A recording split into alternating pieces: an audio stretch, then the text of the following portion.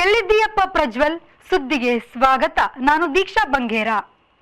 ಬಂದು ಶರಣಾಗುವಂತೆ ಹಾಸನದ ಸಂಸದ ಪ್ರಜ್ವಲ್ ರೇವಣ್ಣಗೆ ಕುಟುಂಬದವರ ಮನವಿ.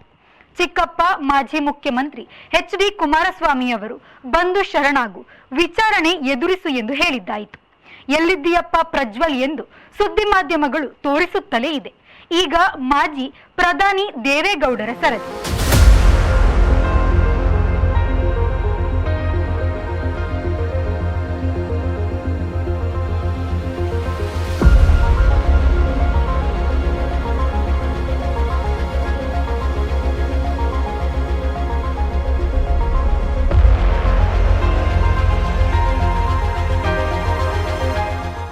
ಎಲ್ಲಿದ್ದರೂ ಕೂಡಲೇ ಬಂದು ವಿಚಾರಣೆ ಎದುರಿಸು, ನನ್ನ ತಾಳ್ಮೆ ಪರೀಕ್ಷಿಸಬೇಡ, ನಮ್ಮ ಕುಟುಂಬಕ್ಕೆ ಆಗಿರುವ ಆಘಾತ ಬೇಗ ನೀಗುವುದಿಲ್ಲ ಎಂದು ದೇವೇಗೌಡರು ಅಲವತ್ತುಕೊಂಡಿದ್ದಾರೆ. ಹಾಸನ ಜಿಲ್ಲೆಯು ಒಂದು ಐತಿಹಾಸಿಕ ತಿರುವನ್ನು ಕಂಡ ಜಿಲ್ಲೆ.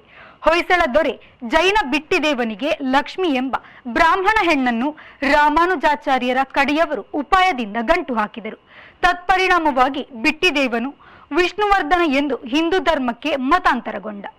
ಬಿಟ್ಟಿದೇವನ ಮಡದಿ ರಾಣಿ ಶಾಂತಲೆಯು ಶಿವಗಂಗೆ ಬೆಟ್ಟದಿಂದ ಹಾರಿ ಆತ್ಮಹತ್ಯೆ ಮಾಡಿಕೊಂಡಳು.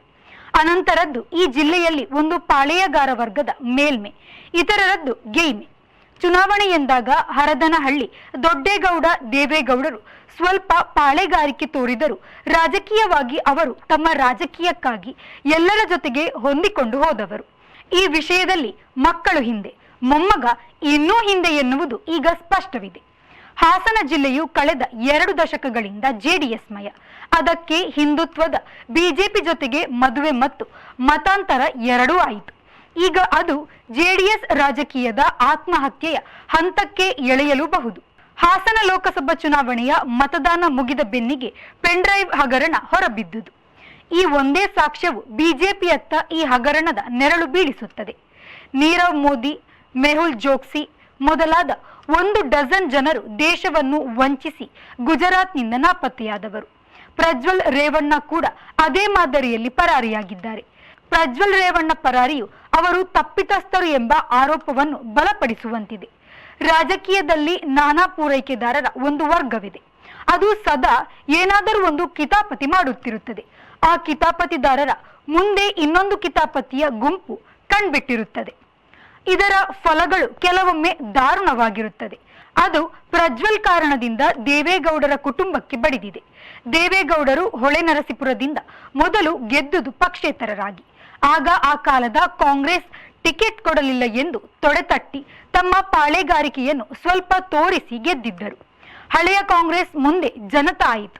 ಕರ್ನಾಟಕದಲ್ಲಿ 1983ರಲ್ಲಿ ಮೊದಲು ಜನತಾ ಗೆದ್ದಾಗ ಬಹುತೇಕ ಸಾರೆಕೊಪ್ಪ ಬಂಗಾರಪ್ಪನವರು ಆ ಗೆಲುವಿನ ಪ್ರಮುಖ ರೂವಾರಿ. ಆದರೆ ಜನತಾ ಮೇಲುವರ್ಗದ ಕೈಯಲ್ಲಿ ಇತ್ತಾದ್ದರಿಂದ ದೇವೇಗೌಡರು ಕುಸ್ತಿಗೆ ನಿಂತರು. ಇಬ್ಬರ ಜಗಳ ಮೂರನೆಯವನಿಗೆ ಲಾಭ ಎನ್ನುವಂತೆ ರಾಮಕೃಷ್ಣ ಹೆಗಡೆಯವರು ಹಿಂದಿನ ಬಾಗಿಲಿನಿಂದ ಬಂದು ಮುಖ್ಯಮಂತ್ರಿಯಾದರು. ಮತ್ತೆ ಕಾಂಗ್ರೆಸ್ ಬಂತು.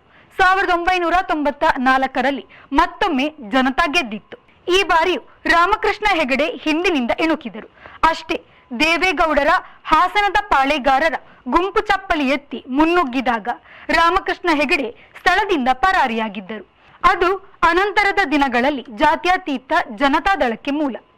ದೇವೇಗೌಡರು ಮುಖ್ಯಮಂತ್ರಿ ಇದ್ದಾಗ ನಡೆದ ಲೋಕಸಭಾ ಚುನಾವಣೆಯಲ್ಲಿ ಮೊದಲ ಬಾರಿಗೆ ಜನತಾ ಪಕ್ಷವು 1.5 ಡಜನ್ ಸಂಸದರನ್ನು ಹೊಂದುವಂತೆ ಮಾಡಿದ್ದರಿಂದ ದಿಲ್ಲಿಯಲ್ಲಿ ಅವರಿಗೆ ಪ್ರಧಾನಿ ಗದ್ದುಗೆ ಏರುವ ಅವಕಾಶವೂ ಸಿಕ್ಕಿತು. ಉಳಿದಂತೆ ದೇವೇಗೌಡರು ಎಲ್ಲರೊಂದಿಗೆ ಹೊಂದಿಕೊಳ್ಳುವ ರಾಜಕೀಯವನ್ನೇ ನಡೆಸಿದವರು. ರಾಜ್ಯದಲ್ಲಿ ಕುಮಾರಸ್ವಾಮಿಯವರ ಬಿಜೆಪಿ ಸಖ್ಯವನ್ನು ಮೊದಲು ದೇವೇಗೌಡರು ಬಯಸಲಿಲ್ಲ, ಮುಂದೆ ಹೊಂದಾಣಿಕೆ ಆದರು. ಇತ್ತೀಚೆಗೆ ಇಂಡಿಯಾ ಮೈತ್ರಿಕೂಟದ ಮುಖ್ಯ ನಾಯಕರಾಗುವ ಎಲ್ಲ ಅವಕಾಶವೂ ದೇವೇಗೌಡರಿಗಿತ್ತು. ದಿಢೀರನೆ ಯಾವುದೋ ಒತ್ತಡಕ್ಕೋ ಬ್ಲ್ಯಾಕ್ ಮೇಲಿಗೋ ಸಿಕ್ಕು ಅವರು ಬಿಜೆಪಿ ಕಡೆಗೆ ಹೋದರು. ತಮ್ಮ 3 ಲೋಕಸಭಾ ಕ್ಷೇತ್ರ ಪಡೆಯಲು ಬಿಜೆಪಿ ಸರಿಯಾದ್ದು ಎಂದು ಎಣಿಸಿರಲೂಬಹುದು. ಬಿಜೆಪಿಯ ಇತಿಹಾಸವೇ ಮೈತ್ರಿ ಪಕ್ಷವನ್ನು ಮುಕ್ಕಿದ್ದು. ಪಂಜಾಬ್, ಹರಿಯಾಣ, ತಮಿಳುನಾಡು, ಕೇರಳ, ಒಡಿಶಾ, ಆಂಧ್ರ, ಮಹಾರಾಷ್ಟ್ರ ಎಂದು 16 ರಾಜ್ಯಗಳಲ್ಲಿ ಅದೇ ಕತೆ. ದೇವೇಗೌಡರ ಹೊಳೆನರಸೀಪುರವನ್ನು ಹರದನಹಳ್ಳಿ ದೇವೇಗೌಡ ರೇವಣ್ಣನವರು ಹಿಡಿದುಕೊಂಡ ಮೇಲೆ ಅವರು ಪಾಳೆಯಗಾರಿಕೆ ಒಂದು ಮಜಲನ್ನು ತೋರಿಸಿದರು ಎಂಬ ಆಪಾದನೆ ಇದೆ. ದೇವೇಗೌಡರ ಹೊಳೆನರಸೀಪುರವನ್ನು ಹರದನಹಳ್ಳಿ ದೇವೇಗೌಡ ರೇವಣ್ಣನವರು ಹಿಡಿದುಕೊಂಡ ಮೇಲೆ ಅವರು ಪಾಳೆಯಗಾರಿಕೆಯ ಒಂದು ಮಜಲನ್ನು ತೋರಿಸಿದರು ಎಂಬ ಆಪಾದನೆ ಇದೆ. ದೇವೇಗೌಡರ ಹಾಸನ ಲೋಕಸಭಾ ಕ್ಷೇತ್ರವನ್ನು ಪ್ರಜ್ವಲ್ ರೇವಣ್ಣ ಹಿಡಿದ ಮೇಲೆ ಪಾಳೆಗಾರಿಕೆ ತುತ್ತ ತುದಿಗೇರಿತು ಎಂಬುದು ಎಲ್ಲರ ನಂಬಿಕೆ. ಅದು ಈಗ ಕೆಟ್ಟ ಫಲವನ್ನು ಬಿಟ್ಟಿದೆ. ಇದು ದೇವೇಗೌಡರ ಕುಟುಂಬ ಮತ್ತು ಜಾತ್ಯತೀತ ಜನತಾದಳ ಎರಡಕ್ಕೂ ಪೆಟ್ಟು ಕೊಟ್ಟಿದೆ. ಅದು ಯಾವ ಮಟ್ಟದ ಹೊಡೆತ ಎನ್ನುವುದು ಇನ್ನು ಮೇಲಷ್ಟೇ ಗೊತ್ತಾಗಬೇಕಾಗಿದೆ. ಪ್ರಜ್ವಲ್ ರೇವಣ್ಣನವರು ಜೂನ್ 4ರ ಫಲಿತಾಂಶವನ್ನು ಕಾಯುತ್ತಿರಬಹುದು, ಅನಂತರ ಬರಲು ಆಲೋಚಿಸಿರಬಹುದು. ಆಯ್ಕೆಯಾದಲ್ಲಿ ಕೂಡ ಅವರ ಮೇಲೆ ಕ್ರಮ ಜರುಗಿಸುವುದನ್ನು ಈಗಿನ ಹಂತದಲ್ಲಿ ತಡೆಯುವುದು ಸಾಧ್ಯವಿಲ್ಲ. ಆದರೆ ಸಂಸದರಾಗಿಯೇ ಇದ್ದರೆ ಒಂದಷ್ಟು ಮಟ್ಟಿಗೆ ಸುರಕ್ಷಿತ ಎಂಬ ಭಾವನೆ ಅವರಿಗಿರಬಹುದು. ಇದೇ ವಿಷಯ ಮುಂದಿಟ್ಟು ಅವರನ್ನು ಬಿಜೆಪಿಯ ಒಳಗೆ ಸೆಳೆದುಕೊಂಡು ಹಾಸನ ಕ್ಷೇತ್ರವನ್ನು ತನ್ನ ತೆಕ್ಕೆಗೆ ತೆಗೆದುಕೊಳ್ಳಲು ಬಿಜೆಪಿ ಒಳಗಿಂದೊಳಗೆ ಪ್ರಯತ್ನ ನಡೆಸಿರುವುದು ಕಂಡುಬರುತ್ತಿದೆ. ಮಿತ್ರಭೇದ ಎನ್ನುವುದು ಇದನ್ನೇ. ಇದು ಈ ಹೊತ್ತಿನ ಸುದ್ದಿ. ನಿರಂತರ ಸುದ್ದಿ ಮತ್ತು ಮನೋರಂಜನೆಗಾಗಿ V4 ನ್ಯೂಸ್ನ ಫೇಸ್ಬುಕ್ ಪೇಜ್ ಫಾಲೋ ಮಾಡಿ ಹಾಗೂ ಯೂಟ್ಯೂಬ್ ಚಾನೆಲ್ ಸಬ್ಸ್ಕ್ರೈಬ್ ಮಾಡಿ.